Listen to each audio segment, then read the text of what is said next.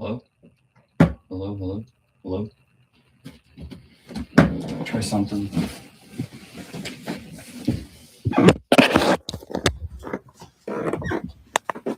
Hello, hello, hello, hello, hello, hello, hello, hello, hello, hello, hello. Can anyone? All right. Hopefully, this can fix the audio issue. Hold on.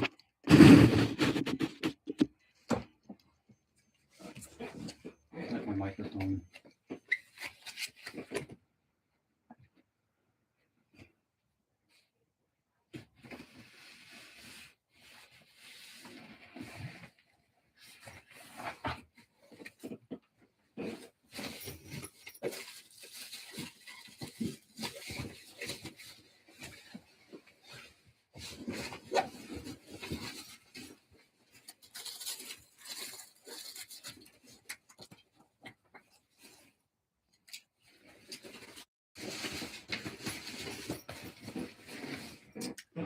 See how this does. Hello? Can anyone hear me? Can you guys hear me?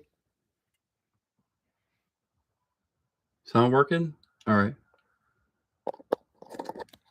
Let's try this. I'm going to try my microphone.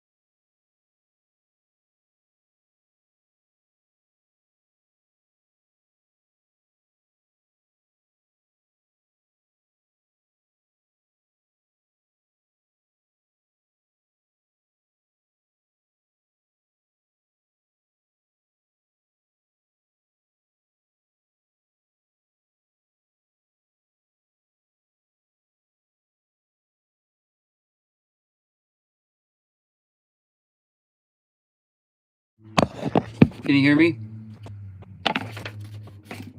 Hello? Hello? Testing, testing. Can you hear me? Okay. All right. I'm sorry. I was trying to basically the original setting I had on my iMac was just the built-in microphone on my computer. And then it was acting up, it like connected to my phone. So then I was trying to connect my microphone because it sounds really good. But the microphones that I have are low battery right now. I need to charge them, and because I've been using them for my movie so much. So sorry guys. But my next live streams, I'll definitely use my other microphone. I may have used it one of my last live streams, but I'll use those microphones more. But again, apologize guys for that. But thank you for coming back. Kaylee. Hi at James B2R3S. Thanks for joining the live stream. Sorry, a little out of breath because I was just looking all for a microphone that would work. You know, that you connect to your shirt and stuff. I've been using that for my my movie right now. Been having like actors all like use like a microphone, put that somewhere on their shirt, you know, and we try to try to hide it so you can't see it, because the audio is so much better that way. But you guys can hear me good? Am I clear?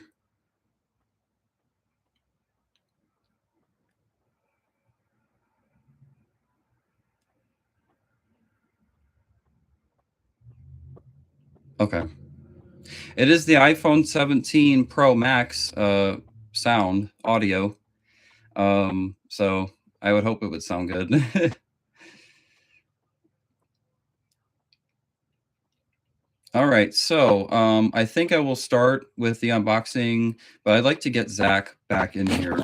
I'm gonna message him. Everything's still the same?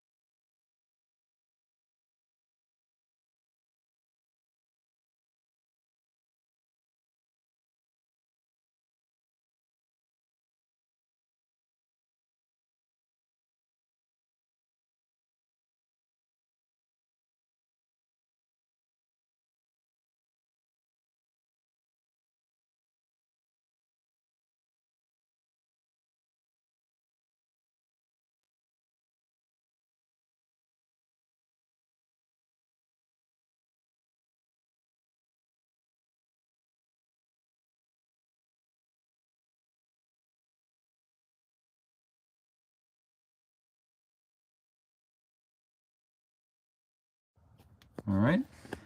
All right, I'm just waiting to hear back from Zach. I want to get him in the live stream.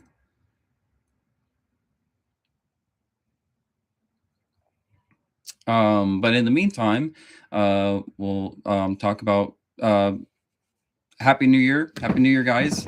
I think what I'd love to talk about first, just really quickly, is Stranger Things, because I just saw that in the theater last night for New Year's Eve, and that was amazing. That was amazing. It was completely packed. All seats were like tickets were sold out.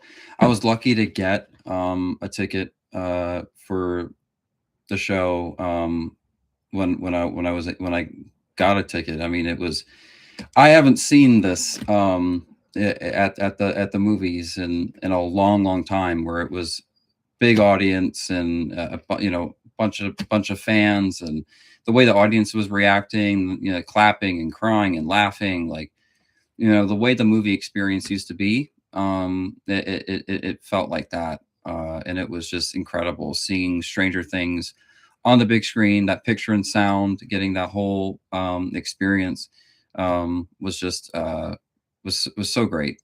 I went home just really happy with it.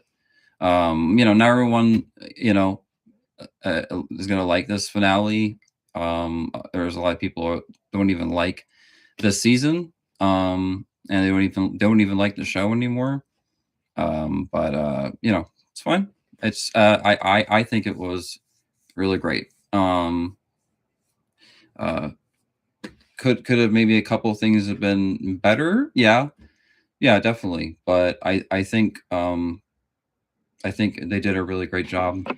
It could have went all these different ways, but and I think the finale we could have gotten something like way worse. We didn't get a finale that was bad, in my opinion. I think it redeemed Most of the flaws from the season as well. But I don't know, if you guys have seen Stranger Things, so I won't talk about it if you guys haven't watched it. But yeah, I even got this sweater just for the event, just like seeing it in the theater. Like I got it just for that, and I saw other fans. They were wearing their Stranger Things sweater, their hoodies. They were wearing their hoodies, and t-shirts, and that was so cool. It was cool to be with Stranger Things fans, to be with fans, instead of being around people that don't like Stranger Things, or oh, I'm just getting into the show and blah blah blah blah. So it was cool to be with real fans that actually love Stranger Things and that series. Okay, all right. Zach is going to be joining soon. So once he joins, then I will do a couple 4K Blu-ray unboxing videos. I could have made that like its own separate video, but I think it would be cooler to do it in the live stream. Because then it's just not me like talking, the whole live stream. There's a little bit more to the live stream. But yeah, I mean, you guys, please, comment in the live chat. Ask me questions. I definitely love communication with people watching my live streams. Final episodes are always controversial, but Stranger Things feels like something that the producers tried to put their hearts into, and Netflix gave them time and money to really develop and give closure. Yes, yep, I agree, Kaylee. Yep, totally agree with you. Like there's so many shows at series finales I don't like. Many I don't like.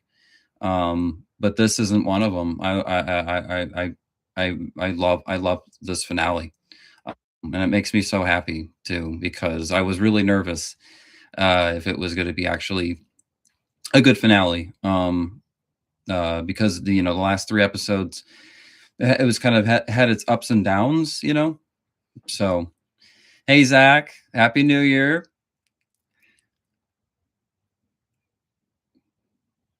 Here's something really cool, Kaylee. I bumped into Zach at the movie theater when I went to see Kill Bill. I saw the supercut, the whole bloody affair, and I bumped into Zach there. And I didn't recognize him at first. And then I mean I was nervous because I have generalized anxiety disorder, so meeting new people, I get anxiety. But it was great to see Zach, and I was so happy to see him, and to finally meet him, because he's like one of my first subscribers. So that was really cool. And yeah. So thank you, Zach, for joining the live stream. Thank you for being an awesome friend.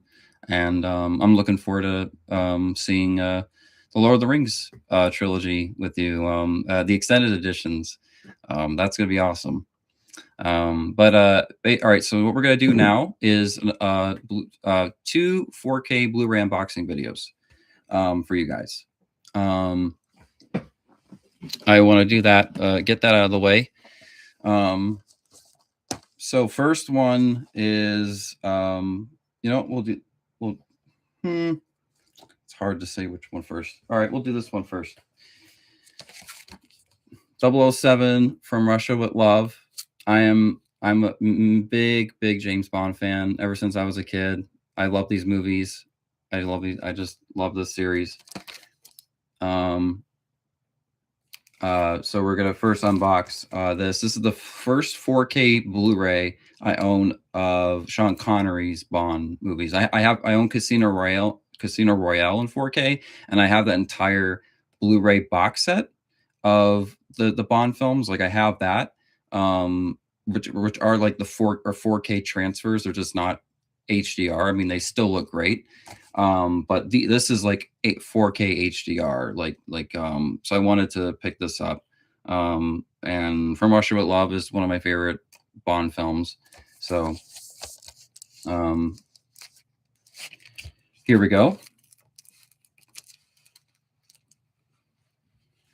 Yeah, Zach, what's crazy is they just dropped randomly this year. Same with like Texas Chainsaw Massacre remakes, the 4K, they came out of nowhere. And so that was the case with this. Like, I was looking for the Roger Moore 4K Bond films. I want to own The Spy Who Loved Me in 4K Blu-ray. I want to own GoldenEye in 4K Blu-ray. Those are like the ones I really want to own. All the Sean Connery Bond films are available 4K Blu-ray, which is awesome. So you can get Goldfinger, Doctor No, Thunderbolt, You Only Live Twice, Diamonds Are Forever. You can get all of those. All right, so let's this.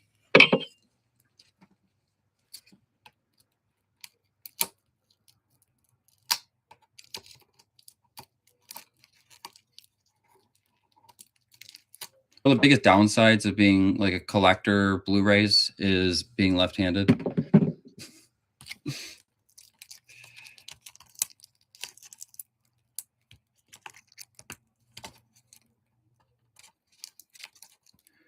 All right.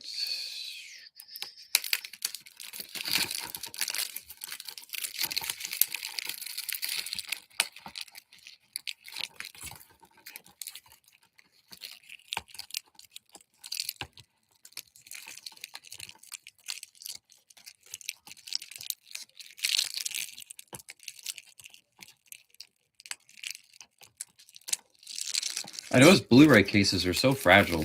The discs aren't, but the cases, that's what's opposite. Like DVDs, the cases were pretty strong, like they took a lot of damage, but the discs were easily scratchable and stuff. With Blu-ray, I think it's opposite. It's like the discs are pretty much scratch resistant overall.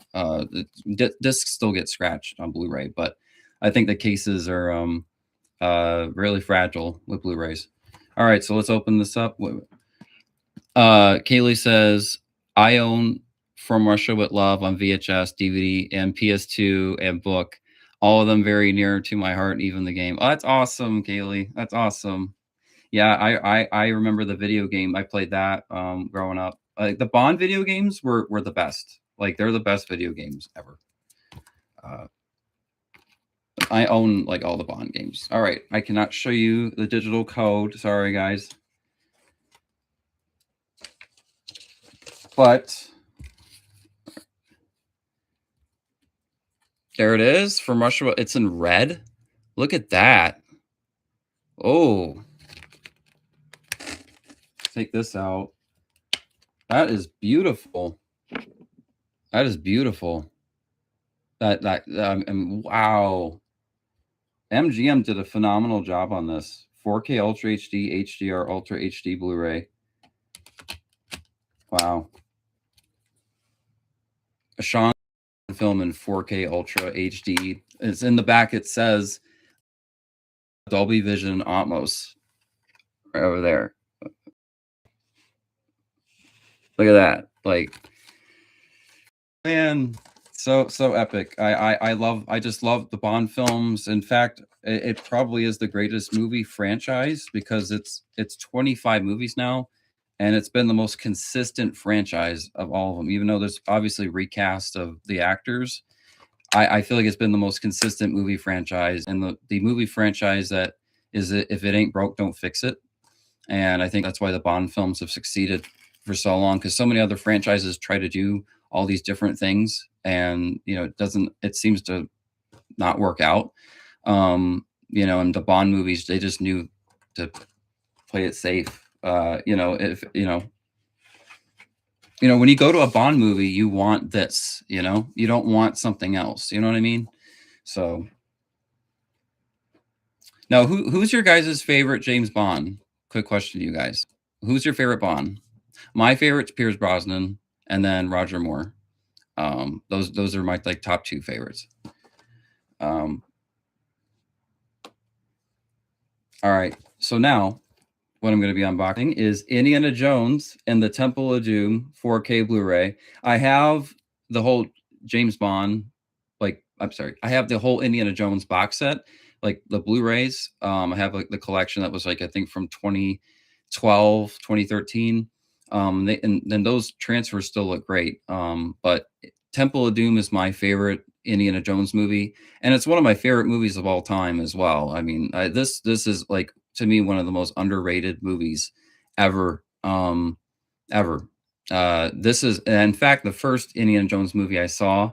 I it was a random day. I was at my grandparents' house. They just moved into their new house. This was 2001. So like fall 2001 or something.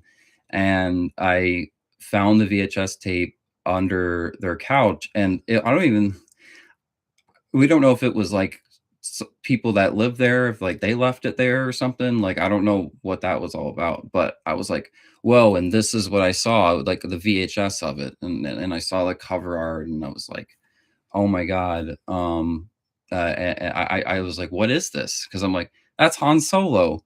Because I knew Harrison Ford from Star Wars. But I was just so curious as like what this movie was. And it said PG, so I just watched it. I watched it by myself. And I was blown away. It was one of my favorite movie experiences. Like, and that was watching on VHS, like back in early 2000s, beginning of the 2000s, like that. It was such an experience watching it. And I was like, oh my God, how have I not known of Indiana Jones? And I love Raiders of the Lost Ark. That's my second favorite after. And then The Last Crusade. Actually, The Last Crusade, I didn't actually like as a kid. That's the Indiana Jones movie that grew on me when I got older. It grew on me the older I got. And now I love The Last Crusade. I went to the re-release of it last year, which was so much fun. Yeah, my main two favorites were always Raiders and Temple of Doom. I just love those. All right, let's unbox these. I don't know if you guys remember the old Indiana Jones video game, the Emperor's Tomb, because I mean the Great Circle that came out is actually really, really good. But the Emperor's Tomb is nostalgia for me. That was the PS2 Xbox era of gaming, it's like my favorite era of games. Obviously the graphics were bad back then, and all that, but I feel like games back then they just had something to them that video games today don't have. I mean, there's still we still get great video games, I'm not to deny that, but there's obviously been a decline in quality. But the new James Bond game that's coming out, and the Resident Evil, like the trailers that have come out for those, like it honestly gives me hope for gaming still. It gives me hope, because like that is what we're seeing of like video games that are coming out next year. That should have been the beginning of this next gen era of consoles. Like, this is the games we should have gotten, in the beginning. And I think that the Xbox would have been more successful had that have been the case. All right. All right, 4K Blu-ray of Indiana Jones Temple of Doom, one of my favorite movies and my favorite Indiana Jones movie. And it was like, intense as a kid. I mean, the movie had a lot of fun, adventure. I love that about the movie. It had so much fun to it. It wasn't all serious. But when the movie did get serious, I was always at the edge of my seat, and definitely like scared by it. Like seeing like Indiana Jones become like possessed and stuff like that really scared me as a kid. Because Harrison Ford is such a great actor, and he just makes you believe what's happening. And so anytime I ever see like Harrison Ford, and like, especially as a kid, when I was a kid, like seeing him in pain or being tortured or like anything that was like that, like always disturbed me. So that always would bother me the most, is like seeing Harrison Ford, any character he play, like getting hurt. like in a brutal way. But it just but then like when Indiana Jones snaps out of it, in the third act, he gets burnt by Short Round, and then he goes back to being Indiana Jones, and he saves the day. It's just it's so underrated. It's so underrated. Okay, all right, I'm gonna take this digital code out real quick. Sorry, guys. Okay. All right, that's the disc. Indiana Jones. Sorry. Indiana Jones and the Temple of Doom. Indiana Jones and Temple of Doom 4K Ultra. Excuse my ugly fingernails. I was born and cursed with bad fingernails. Really was. All right, let's take the disc out. I just wish like my nails like didn't grow a lot. Like it's like vampire fingernails, how long they grow. All right, that's the disc. I like it shows like the stones on the disc, like the stones that he grabbed from the Kalima cult. Yeah, so that is Indiana Jones and the Temple of Doom, 4K Blu-ray. I'll definitely be picking up like Raiders, Lost Ark, Last Crusade in the future, but movies aren't cheap, so I have to be selective when I do get 4K Blu-rays. But yeah, I'm glad I was able to unbox those for you guys. Some good news. I may possibly have a new iMac. My iMac that I got, my last iMac was in 2017, so I've had it for a very, very long time, and I still have it. But it very well maybe be possible that I have a new iMac. Because I edit my movies. I don't have a post-production crew. I don't have a co-editor. I don't have a big team. It's really all me. So I need a computer that that has the performance to do what I need it to do when putting a movie together. Editing a movie is literally making the movie all over again, because filming the movie is making the movie. Well, writing the movie is making the movie. Filming the movie is making the movie, and then editing the movie is making the movie all over again. It's like I'm directing the film all over again. It's like but it's like virtual, and it's on your computer, so it's like it's crazy, but it's super fun though. But it's not fun if you're editing on a computer that's getting old. It's slowing down the processor. You can tell it's just the speed is not good, the RAM is not good, and that consistently having an issue. And then playback, because my iMac, it's 4K, but it's not like the 4K that exists now. Now we have HDR, XDR, like all that now. And the new iMacs, they don't have XDR, but their displays are big upgrade improvement over the iMac that I have from 2017. And my iMac is only like 8 gigabytes of RAM. The new iMacs are 16 gigabytes, and that's just the standard.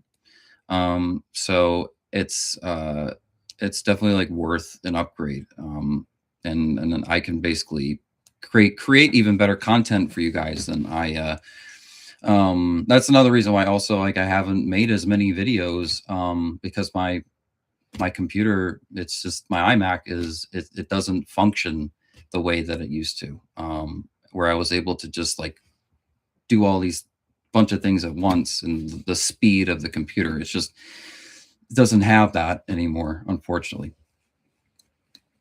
Okay. Sorry about your guys. Sorry, not reading your guys' comments. Um, Mine is Connery. Okay. I can't help it. I know he's problematic, but that's mainly the text. His performance was flawless. Yeah, Sean Connery is amazing as James Bond. Zach says the one with the best movies, Daniel Craig, but my nostalgia favorite is Pierce. Die Another Day was the first Bond I saw in theaters. Oh, that's cool, Zach. You got to see Pierce Brosnan Bond in the theater. I'm so jealous, so jealous. Because my first Bond movie was Casino Royale, and that is actually my favorite Bond film. I think that's the greatest Bond movie is Casino Royale. I I was blown away when I saw that in the theater when I was 10 years old. Um, but like watching it as an adult, like it's even better. Like it's holds up so well. The 4K looks so great. The Blu-ray, like it's such an amazing movie. Um, and how it didn't get like a Best Picture nomination really shocks me. Um, it was such a great movie. And I wish that the Daniel Craig Bond films after would have been that same style and tone and writing, like how that movie was. I wish that his sequels were stuck to that, because to me, Quantum of Solace um, is the worst Bond movie ever. I'm sorry. I'm sorry. I'm sorry. I'm sorry. I know there's people that love that movie. But even I saw that movie when I was 13 years old on the big screen, and I thought it was awful. And I think what was the worst part about the movie was the way it was shot. That it was all just shaky cam. The movie, the shaky cam was so bad. Like I couldn't see what was happening, what was going on. It was so hard to like you go from Casino Royale, which is just a beautifully shot film. The cinematography is perfect. The way shots are framed and it's paced. It's just perfect. And Quantum of Solace was like a Casino Royale on acid or something. That just like it wasn't the same movie, not even close. And I was expecting Quantum of Solace to be like Casino Royale. I was really hoping it was going to have that same. I was hoping the same director would have came back too. That would have been really cool. But definitely the worst Bond film. Like it was even hard to play the video game because how bad the movie was. Like the movie ruined it for me to even play Quantum of Solace video game. So when Bloodstone came out, I loved that game. Like Bloodstone was more like what Quantum of Solace should have been. That if you guys have played James Bond: The Bloodstone, that was on the PS3 and the 360, and Daniel Craig voiced Bond for those movies. I mean, for that video game, and it was a great game. I really enjoyed it. And I bought it again recently, renewed version of it. It holds up. I absolutely love Bloodstone. That should have been the sequel, my opinion. And yeah. So like when Skyfall came out, I was really happy with it. Because it was going back to the Bond movies, and like it was going back to that original formula. But at the same time, I was hoping that they could have just stayed with that Casino Royale tone and stuck to that, because Daniel Craig was the right Bond to like play the serious Bond and take on those serious like uh elements of that character. He wasn't really the Bond that was like, I'd like a martini, and I have these gadgets, and like that was Pierce Brosnan, that was Roger Moore, like that was they were that kind of Bond. Daniel Craig was like the more grounded in reality interpretation of Bond. And I feel like the Daniel Craig Bond film strayed away from that the more it went on, my opinion. It got more and more like the old formula, which isn't a bad thing. If it ain't broke, don't fix it. But Casino Royale really found that perfect medium of doing something that was fresh and having Bond and more grounded in reality, but at the same time, it still felt like a Bond movie. It still had that atmosphere to it, had that quality to it. But it wasn't like Casino Royale wasn't relying on nostalgia. So I just wish that the Bond sequels with Daniel Craig would have been more like that, in my opinion. Looking back, growing up with all those films, but Skyfall is still a great Bond movie. It still is. It's still a great Bond, still a great Bond film. Though, and those are Daniel Craig's best Bond films, my opinion. Are Casino Royale and Skyfall. Those are his best. Even though I like where Quantum of Solace was going a little bit story wise, not like everything about it. Certain elements, the element of like Bond getting revenge, that part of it, that was interesting.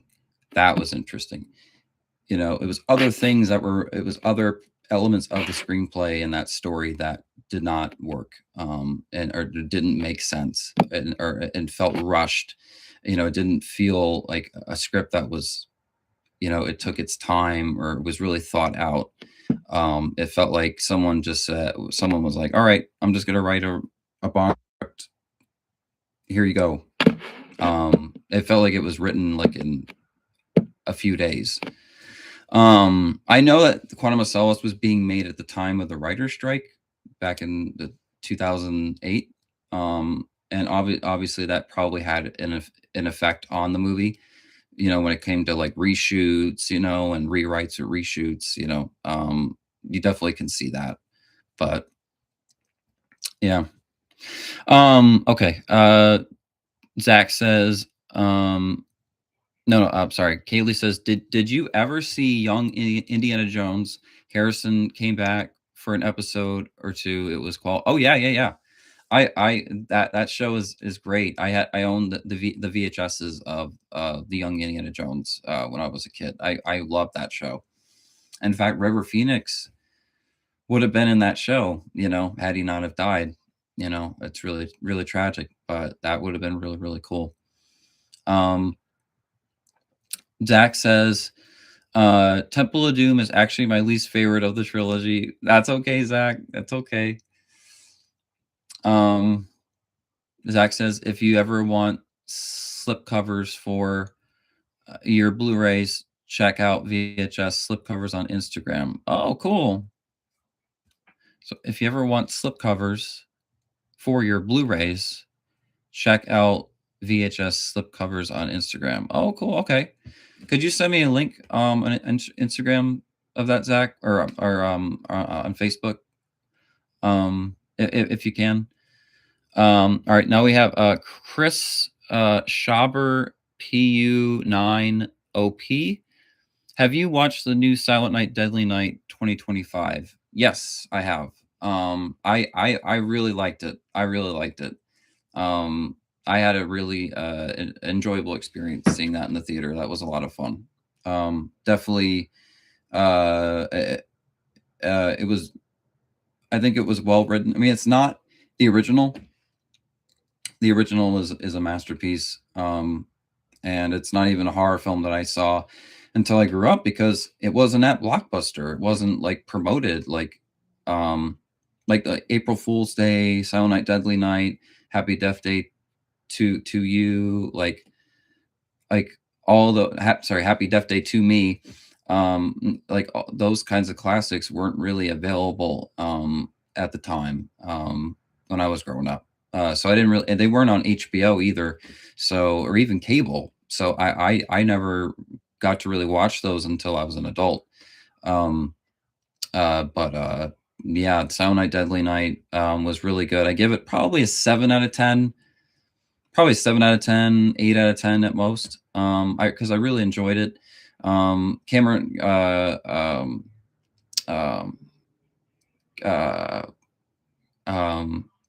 Rowan Campbell did a really great acting job. He's definitely a method actor, and he's definitely going to take on some really great movie roles. I can tell like his acting chops are great.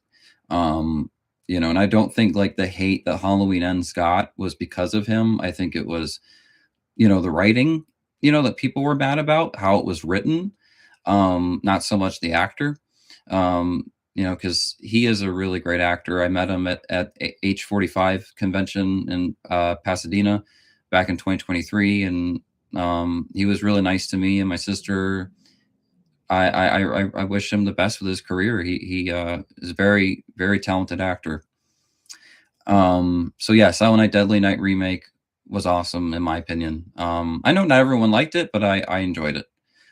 It wasn't really a whole lot of people in the theater when I went to see it. It was a small crowd, but I still enjoyed the film. Okay.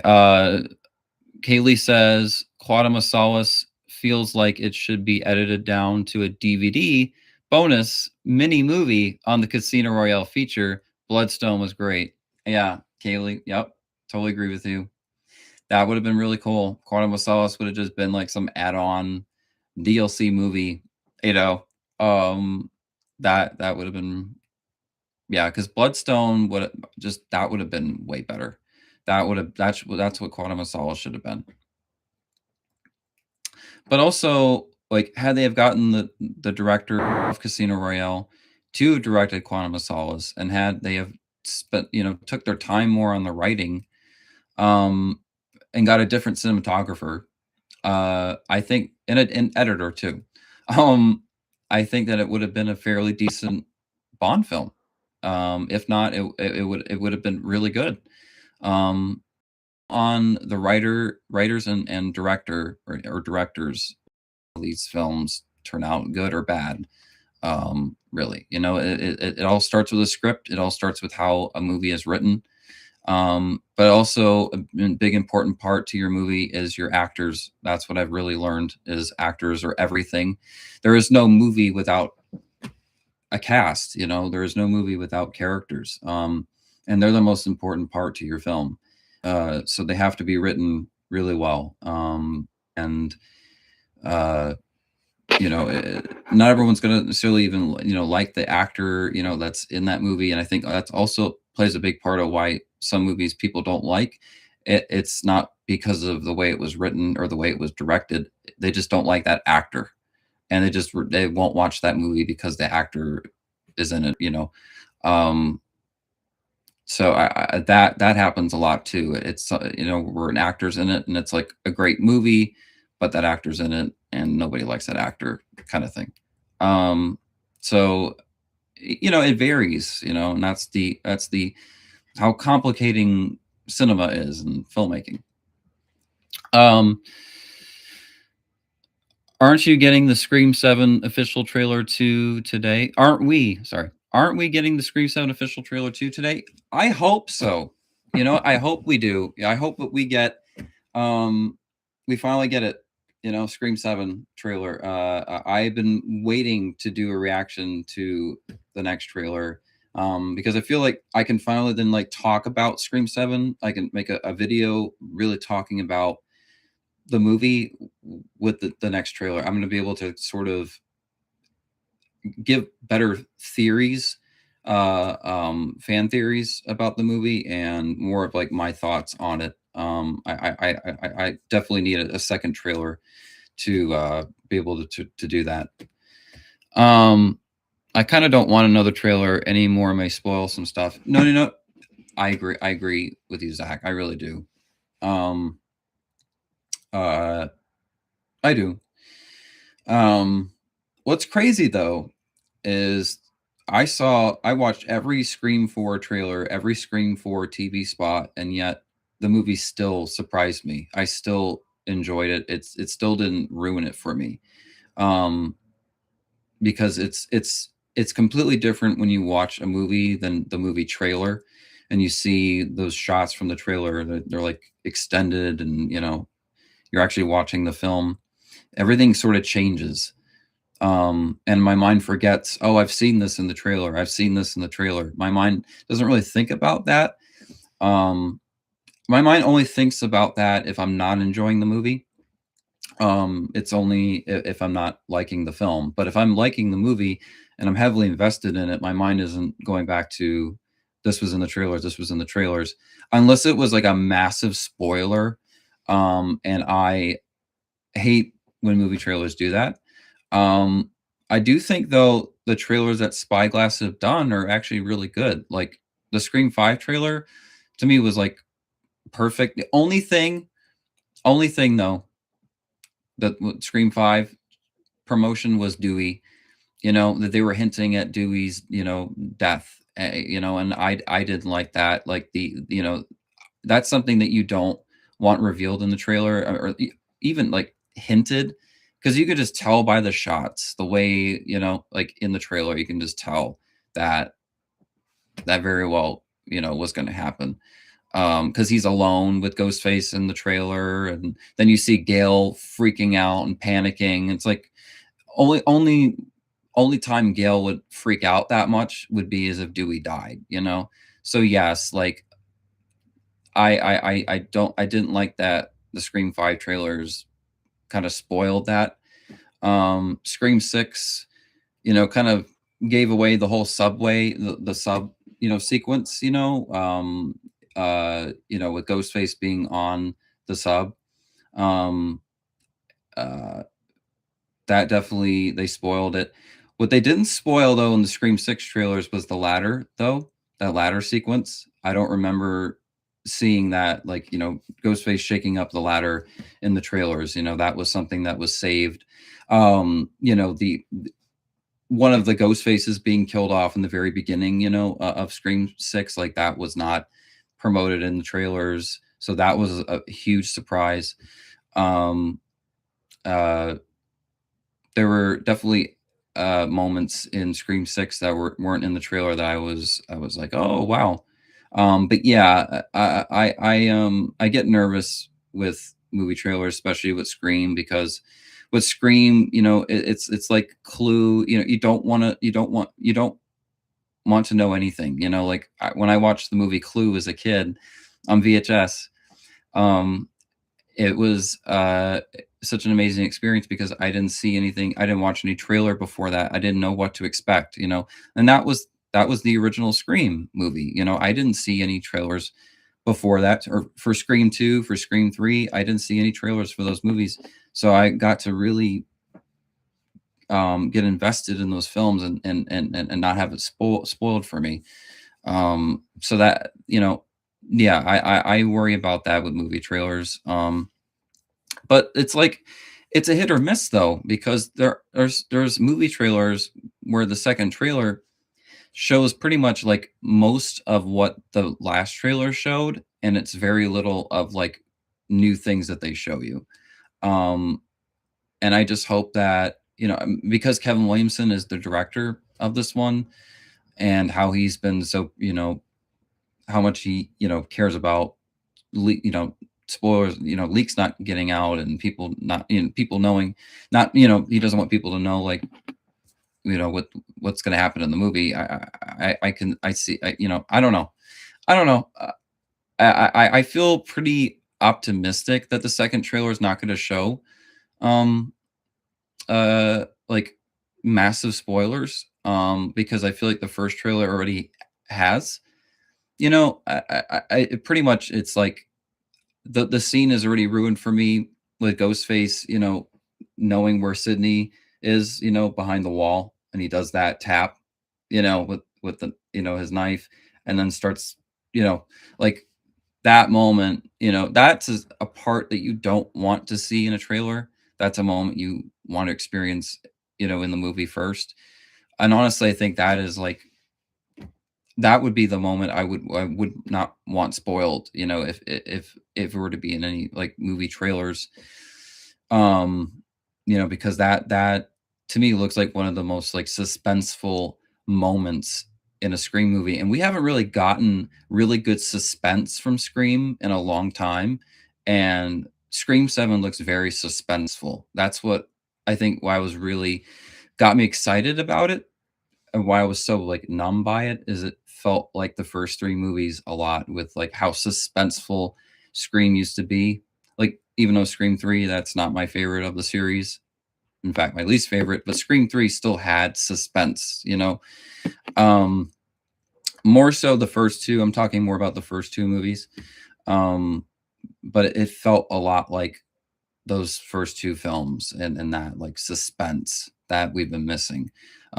So yeah, and then another big one they showed in the trailer was, you know, Sydney helping Tatum, her daughter, you know, to shoot Ghostface. She's telling him where he is and shoot him now, and you know, shoot him in the head, and then Ghostface, you know, then gets up, you know, and then grabs the gun. Like, that's a massive spoiler, you know.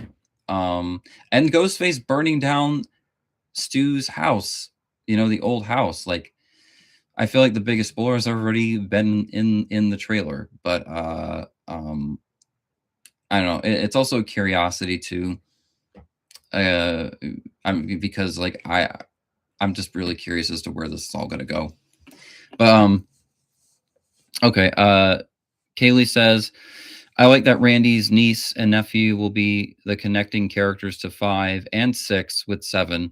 I'm glad they're not just forgetting that they happened or dialing down the canon of them, their co-stars. Yes, that was so cool about Scream 7 is Chad and Mindy are going to be back, and that screen in that way, like Scream 5 and 6 don't feel ignored, you know. It'll feel still connected. And I'm really happy about that, because Chad and Mindy, I enjoyed Chad and Mindy. I think I liked Chad and Mindy more than Sam and Tara. I think I enjoyed their I Mason Gooding and Jasmine. Like, they're both great actors. Like,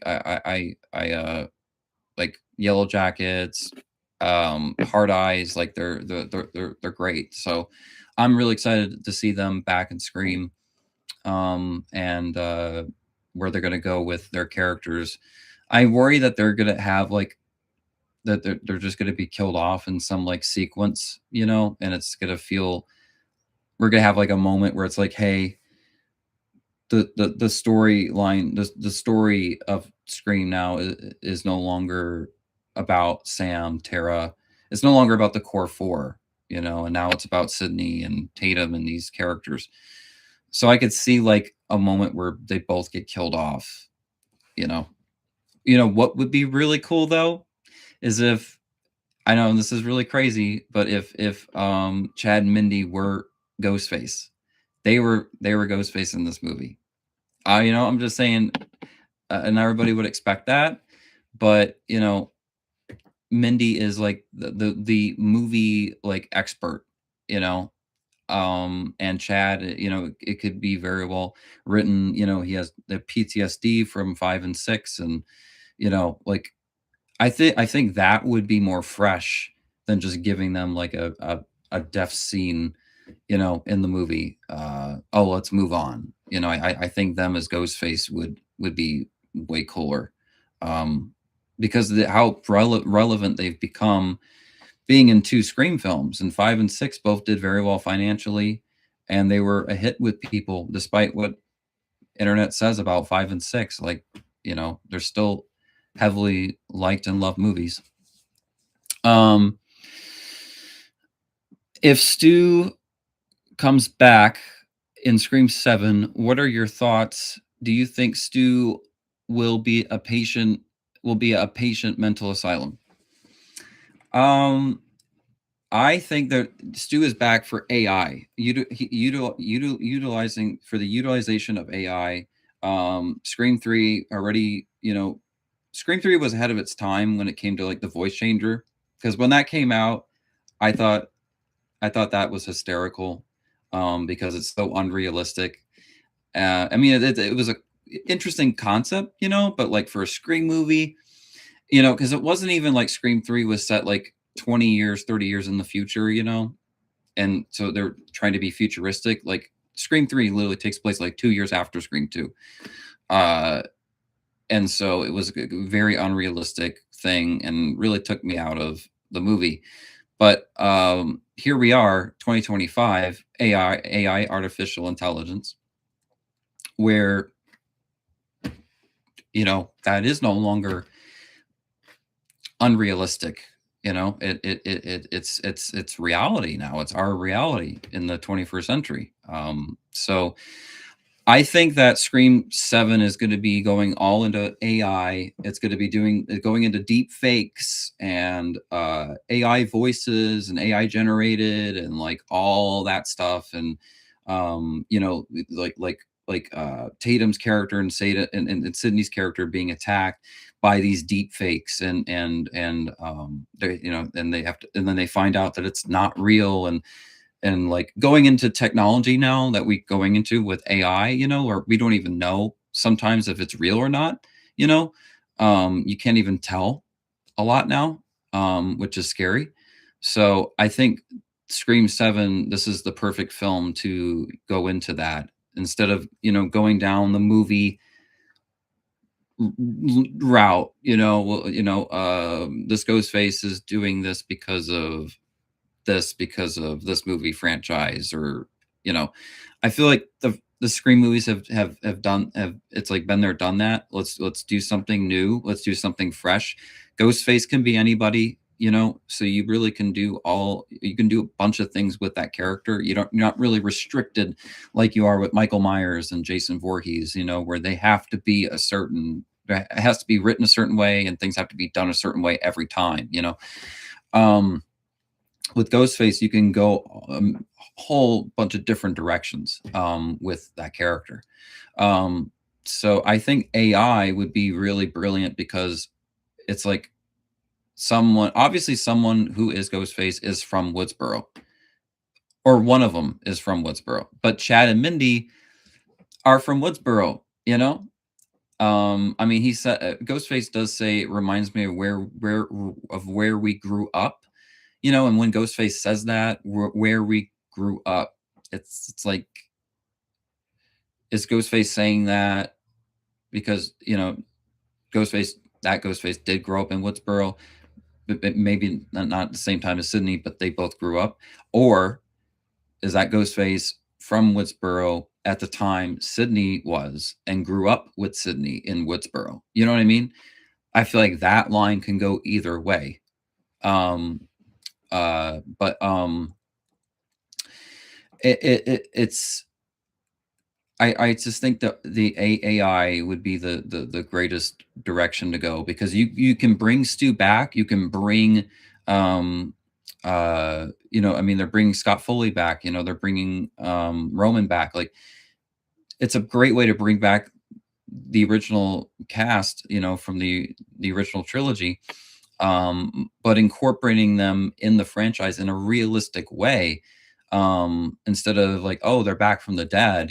There's like they're going into AI, and Ghostface using the AI and manipulating everyone, manipulating the world, and that is, to me, more interesting than just Stu coming back, because where our world is right now with AI, there is no better time than to make a Scream film that taps into all of those elements. And of course, Scream 8 can go into that, or Scream 9, but I feel like this is going to be the Scream movie that's going to be utilizing AI. I think that's also why the movie has been in post production for a long time. Is all the effects, happen to do the deep fake kind of thing, where they have to obviously like make it look sort of AI-ish. And I mean that, but like that would really wow me and wow a lot of people, because that's something we haven't gotten from Scream yet. It would feel fresh, and that's something that we're lacking a little bit in the franchise, is that freshness. And so I think that would be really, really cool. Zach says, gotta head off for a bit. I'll try to be back later. Oh, okay, Zach. Thank you so much for joining the live stream.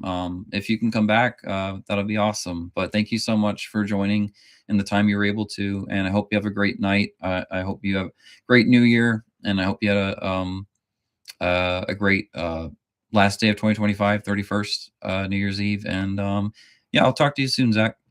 I'll definitely be seeing you soon for Lord of the Rings.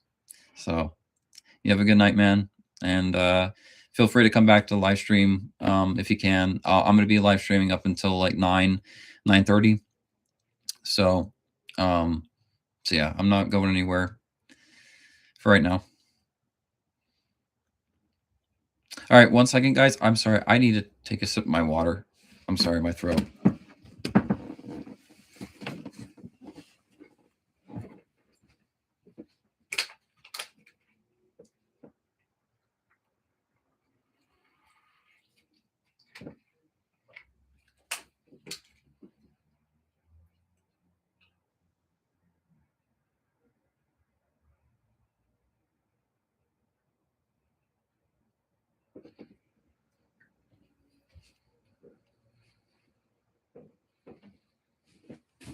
Okay. Oh boy. Okay. All right. Now I'm gonna go to what Kaylee said. Let's see. No, Zach said, I just hope Mindy is toned down a bit. I really don't like how film centric she is. Annoyed me a lot. Chad, though, hope nothing happens to him. Yeah, yeah. No, I agree with that, Zach. Definitely. Mindy, she can be over the top a lot. Where I liked her more in Scream 5 than Scream 6. I think she was written better in Scream 5. Scream 6, I think she had just moments that were really over the top, and that was the writing, and but I feel like it's still not too late. Kevin Williamson, he's taken over as director.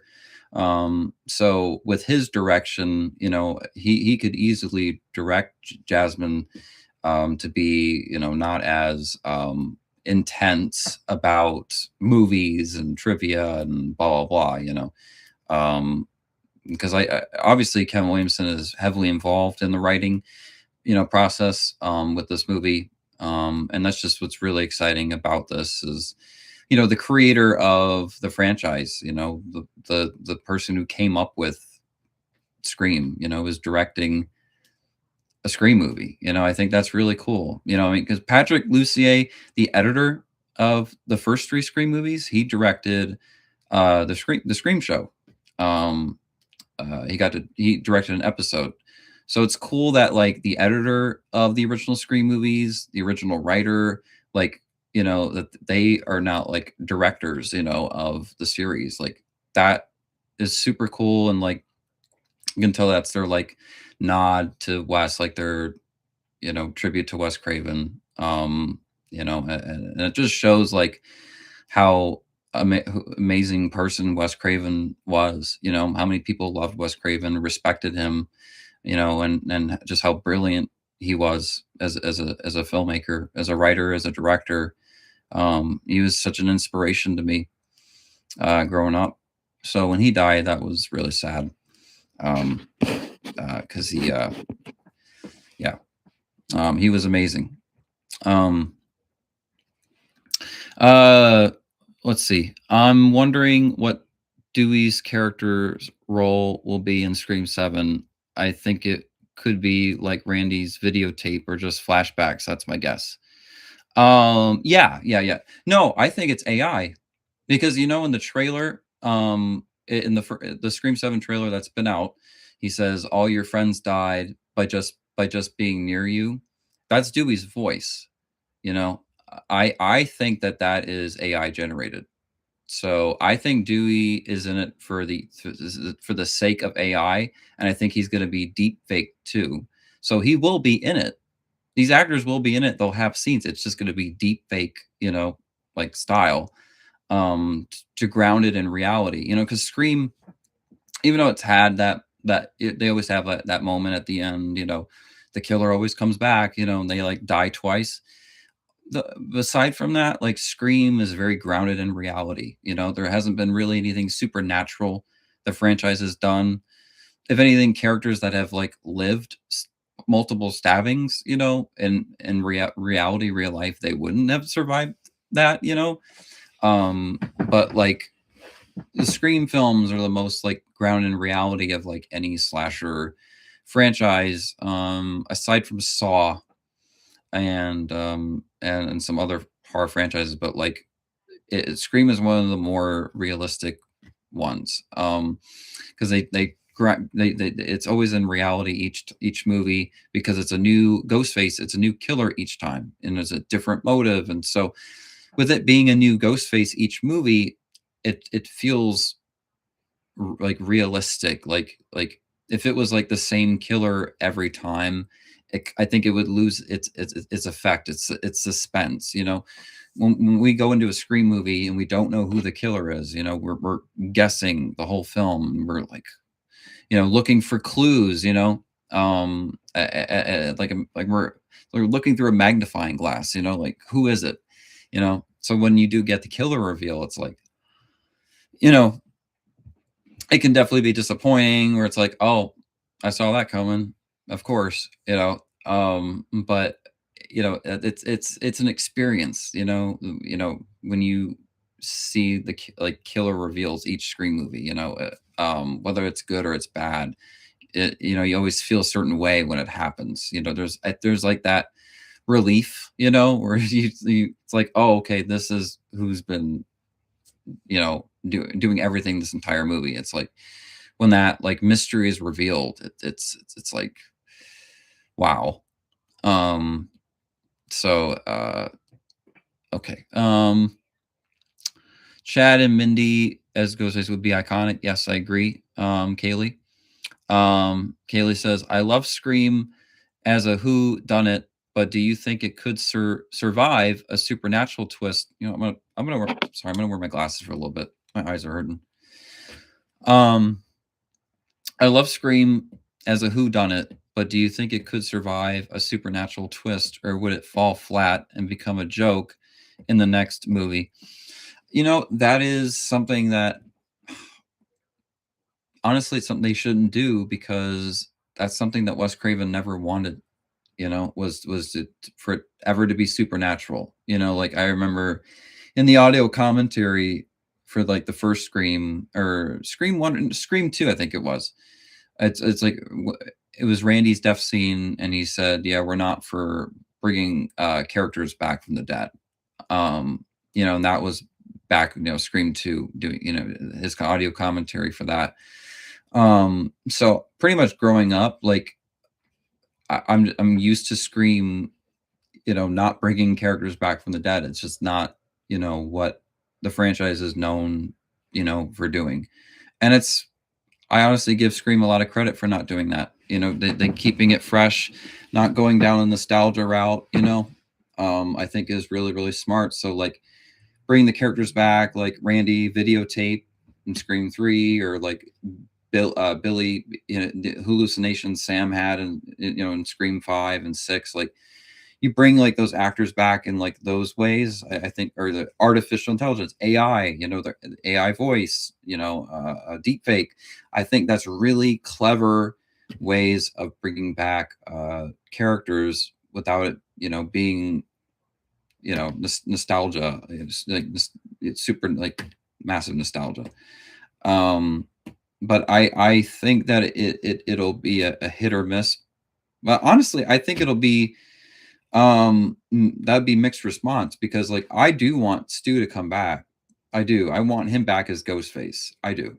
I know it's like unrealistic, and you know, how do you write that? But it's kind of like Three from Hell. You have to look past that.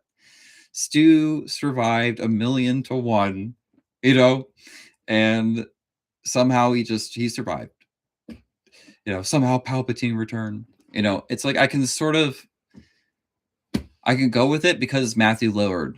That's the only reason. It's Matthew Lillard. That's the only reason. Like I would be okay with him back as Ghostface. And honestly, it was something that Kevin Williamson wanted to do with Scream 3 originally. and that's not the direction they went. Um, so I think that if they do bring Stu back, he will. Uh, it would just be really exciting to see Matthew Lillard play Stu again. I mean, that humor, and the seriousness, and we've seen him in Five Nights Freddy's. Like he definitely can pull it off. Five Nights at Freddy's, like if you've seen that movie, the first one, um, you know, uh, I think Matthew Lillard would be amazing. I think that even though like it wouldn't make sense, his killer reveal, him being the killer, would be better than the ghost faces we got in Scream 6, Scream 5. Jill, that's a different story, Scream 4, but like 5 and 6, we didn't really, the killers in those weren't really that memorable, my opinion. Stu is, so if he is Ghostface, it's and he has, like, obviously a partner, there's a second Ghostface that's working with him. You can go all these different directions. It could be Stu and his sister. There's been, I know, a lot of talks about his sister being Ghostface, which I think is a high possibility. And then it could be another relative. It could be a whole, like, mocker thing, kind of like how Scream 6 was with with what's his name? Richie's family. We could definitely be getting something like that again, but done better, way better. And to see, like, Stu's face, like, scarred up, and messed up, and I mean, that would be cool. It would be. I mean, it's a